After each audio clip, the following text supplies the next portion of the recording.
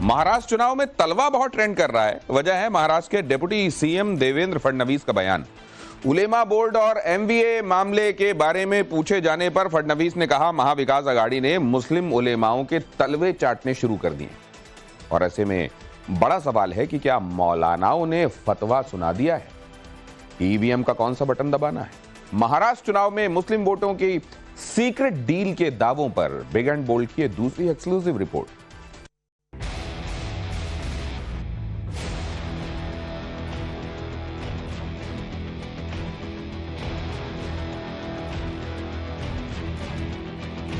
महाविकास आघाड़ी तलवे चाटने की राजनीति कर रही है। मैं एक उदाहरण आपको कहना चाहता हूँ। किसके तलवे चाट रही है? मुस्लिम उलेमाओं के। क्योंकि मैं उदाहरण आपको बताना चाहता हूँ। अभी उलेमा काउंसिल ने उनको समर्थन घोषित किया। 17 मांगे उन्होंने रखी थी। इन्होंने बाकायदा पत्र दिया है कि ये 17 मांगे हम मंजूर करते हैं। महाराष्ट्र के डिप्टी सीएम देवेंद्र फडणवीस के इस बयान के बाद तलवा ट्रेंड कर रहा है। चलवा चाटने वाला जुमला हॉट टॉपिक बना हुआ है। वजह है चुनाव में मुस्लिम वोट के लिए एक नया इकोसिस्टम खड़ा होना। मुस्लिम वोट बैंक को महाआघाड़ी की तरफ मोड़ने के लिए मुफ्ती मौलाना पहले गुप्त प्रचारक बने थे, लेकिन अब सब कुछ खुल्लम खुल्ला हो रहा है। उलेमा और मौलाना बता रहे हैं ईवीएम का कौन सा बटन दबाना है। हुआ ये कि ऑल इंडिया उलेमा बोर्ड ने महाविकास आघाड़ी को सपोर्ट के बदले अपनी डिमांड लिस्ट थमा दी। एमवीए ने उसे कबूल भी कर लिया।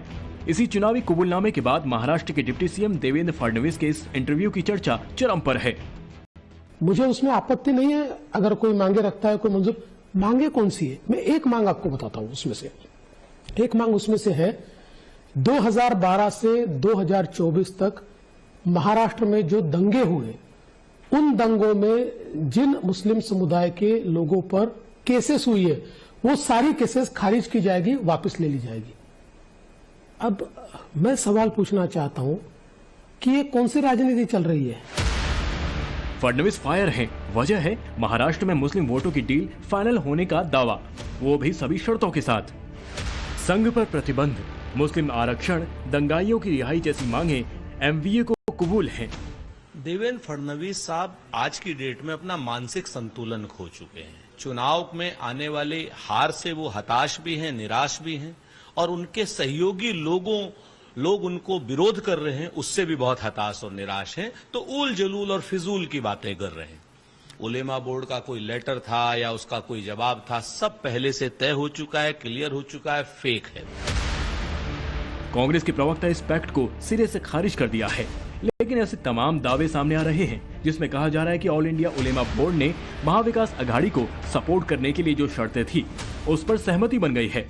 और पर्दे के पीछे हुई इस पैक्ट के बाद सवाल उठाए जा रहे हैं, क्या महाराष्ट्र में मुस्लिम वोट पाने के लिए महाविकास आघाड़ी अपना सब कुछ दांव पर लगाने पर तुली है? भी हमारे किसी सहयोगी संगठन ने और विशेषकर आरएसएस ने इस प्रकार के फतवे जारी नहीं किए। मुसलमानों की राजनीति बीजेपी शुरू कर चुकी है 10 साल पहले। मुसलमानों की राजनीति हमने कोई शुरू नहीं की। महाविकास आघाड़ी उलमाओं का सम्मान करती है, उनकी मांग का सम्मान करती है।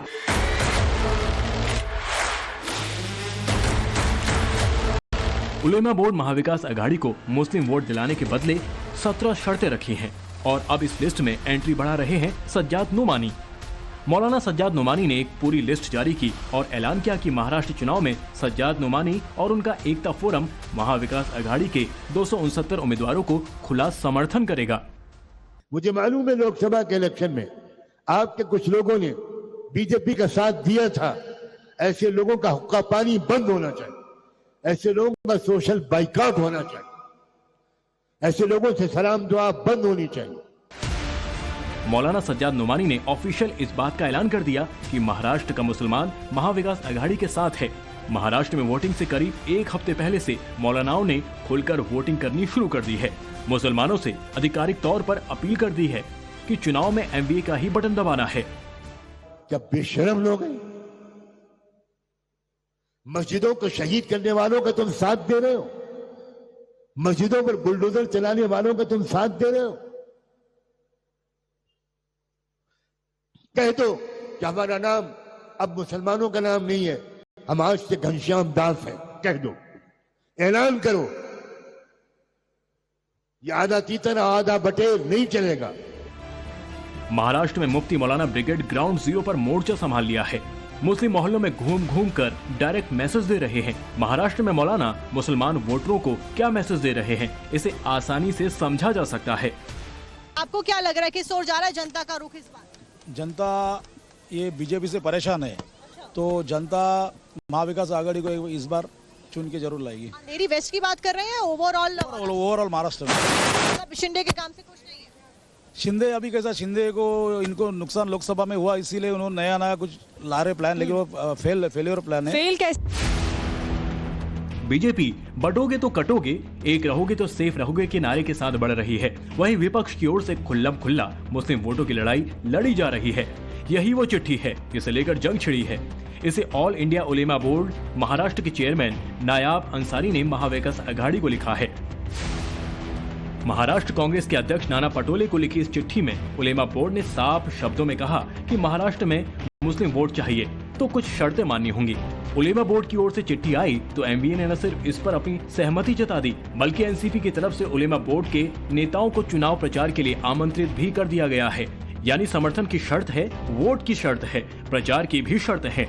महाराष्ट्र में मुस्लिम वोटों की डील कैसे फाइनल हुई है, आगे बढ़ने से पहले इसे समझ लीजिए। महाराष्ट्र में अखिल भारतीय उलेमा बोर्ड ने कांग्रेस पार्टी की अगुवाई वाले एमवीए गठबंधन को अपना सपोर्ट दिया है। मराठी मुस्लिम सेवा संघ ने 180 से अधिक एनजीओ के साथ मिलकर एमवीए का समर्थन किया है। मौलाना सज्जाद नोमानी ने भी एमवीए के 269 उम्मीदवारों को अपना समर्थन देने की पेशकश की है।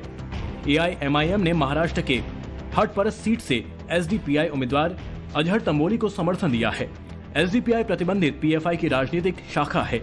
इसी तरह एसडीपीआई ने औरंगाबाद सीट से एआईएमआईएम उम्मीदवार इम्तियाज जलील का भी समर्थन किया है। इस डील का टारगेट तय है। टारगेट है मुस्लिम वोट में बंटवारा ना हो। ऐसे में एमवीए और उलेमा बोर्ड के बीच मुस्लिम वोटों की डीलिंग पर महाराष्ट्र के मुसलमान का मूड क्या है, इसे देख लीजिए। मोहम्मद हामिद, क्या लग रहा है किसकी सरकार बन रही है? उद्धव साहब की बनेगी हमारे तो। उद्धव साहब कौन सा शिवसेना का कौन सा गुट सबसे स्ट्रॉन्ग है? ये सूचना उद्धव साहब का। उद्धव साहब महाराष्ट्र में आएगी, शिवसेना आएगी और क्या। शिवसेना कौन सी वाली? दो गुट हो गए अब। ये उद्धव ये वीडियो सोशल मीडिया में खूब वायरल है। वीडियो को लेकर दावा किया जा रहा है कि ये वीडियो उस वक्त का है जब उद्धव ठाकरे अपने करीबी अजीत और सचिन अहिर को मुसलमान उलेमाओं के बीच में वोट के लिए भेजा था। लेकिन गौर से सुनिए उद्धव के दूतों से मुसलमान उलेमा कैसी बात कर रहे हैं। आप लोग जिस फिक्रों को लेकर आए, हमारा हर साथी आपकी शाना बचाना और आपकी कंधे के साथ कंधे मिलाकर खड़ा है। पूरी मेहनत करेंगे। पिछले इलेक्शन में भी आपने देखा है और आपको इकरार भी करना पड़ेगा कि नहीं, उलेमा ने मैदान में आकर मोर्चा संभाला। महाराष्ट्र में किसे वोट करना है, इसका फैसला तो करीब करीब हर वोटर ने मन ही मन में कर ही लिया होगा। लेकिन आखिरी फैसला बनाने से पहले ओवैसी कैसे एक्टिव हैं और इलेक्शन के कीवर्ड को दोहरा रहे हैं, इस पर भी गौर करना बहुत जरूरी है। बोल रहे जिहाद, वोट जिहाद, धर्म युद्ध, लगता है फडणवीस तुम जरा थोड़ा दिमाग। अब की बार महाराष्ट्र का पूरा इलेक्शन भाईजान वाले सेंटिमेंट के इर्द गिर्द घूम रहा है। जगह जगह मौलानाओं की एडवांस बुकिंग करवा दी गई है। मौलाना और मुफ्ती पब्लिकली कांग्रेस कैंडिडेट के लिए चुनाव प्रचार कर रहे हैं। मुस्लिम मोहल्लों में घूम घूम कर मोदी के खिलाफ बयानबाजी कर रहे हैं। आज आप सिचुएशन देख रहे हैं कि आज सिचुएशन ये है कि मुसलमानों को हरास करना, उनको परेशान करना, उनको सताना, ये पॉलिटिकल सक्सेस का टूल बन गया है। कि हर पॉलिटिकल लीडर अपनी ये इमेज बनाना चाहता है कि वो मुसलमानों के करीब नहीं है बल्कि उनसे दूर है, उनके मसाइल से दूर है। तो जाहिर है कि इस सिचुएशन को हमें खत्म करना। इसी चुनावी मौसम में महाराष्ट्र में इस वक्त हर जगह मुसलमान ही हो रहा है। मोदी से कैसे लड़ना है, योगी से कैसे लड़ना है, मजमा लगाकर भीड़ बुलाकर ऑन कैमरा ट्यूशन दिया जा रहा है। मुस्लिम मोहल्लों में बटोगे तो कटोगे वाला एक दूसरा एक्सपेरिमेंट शुरू हो चुका है। मौलाना और मुफ्ती चाहे महाराष्ट्र में बैठे हों या महाराष्ट्र के बाहर हों, वो जानबूझकर अपनी तकरीर में महाराष्ट्र और मुसलमान वाला एंगल फिट करके परोस रहे हैं और वही वीडियो महाराष्ट्र के कोने कोने में पहुंचाया जा रहा है, जिसका मकसद ही एक है कि मुसलमान पूरी तरह से एकजुट हो जाएं, मोदी को सियासी नुकसान हो जाए। इसका सैंपल आपको उबैदुल्ला खान आजमी की इसी स्पीच में जरूर दिख जाएगा। आज के दौर का ओहद सामने हम खड़े होने के लिए तैयार नहीं। आज का अबू जहल हमें ललकार रहा है और हम बुज़दिल होकर उसके तलवे चाट रहे हैं। काट देना चाहिए वो पैर जो हमें ललकारे, मगर मुंह में कुरान की जुबान तो हक है। ये आईना नहीं देखिएगा तो अपने को नहीं पहचानिएगा। भेड़ियों में बकरियों में रह रह के शेर भी बकरी बन गया। बकरियों में पल रहे हो। महाराष्ट्र में 9 सीटें ऐसी भी हैं जहां मुसलमानों की आबादी 40% से ज्यादा है। 15 सीटें ऐसी हैं जहां मुस्लिम वोटरों की तादाद 30% है। 38 सीटें ऐसी हैं जहां मुस्लिम आबादी 20% के आसपास है। इसलिए हर किसी की नजर मुस्लिम वोट बैंक पर है। यही वजह है कि महाविकास अघाड़ी की सबसे बड़ी पार्टी कांग्रेस के कैंडिडेट्स के लिए मौलानाओं और मुफ्ती की टोली ने मोर्चा संभाल रखा है। वोटिंग से पहले ही जबरदस्त सियासी बयानबाजी हो रही है। इसी दाव के पीछे महाराष्ट्र की ऐसी 45 विधानसभा सीटें जहां मुस्लिम वोटर अहम हैं, इसमें मुंबई की सीटें भी शामिल हैं। फिलहाल महाराष्ट्र में महासंग्राम इस बात को लेकर छिड़ा है कि 23 नवंबर के बाद मंत्रालय में किसकी सरकार बनेगी। अब एमबीए को मुसलमान का एक मुश्त वोट मिलता है तो वह एडवांटेज वाली पोजीशन पर होगी। इसलिए इसे काउंटर करने के लिए बीजेपी बटोगे तो कटोगे नारे के जरिए हिंदुओं को एकजुट करने की कोशिश कर रही है। तो वहीं मुस्लिम मौलानाओं का प्रचार तंत्र महाराष्ट्र के मुस्लिम मोहल्लों में फुल एक्टिव है। मुंबई से अतुल सिंह के साथ ब्यूरो रिपोर्ट, टाइम्स नाउ, नव भारत।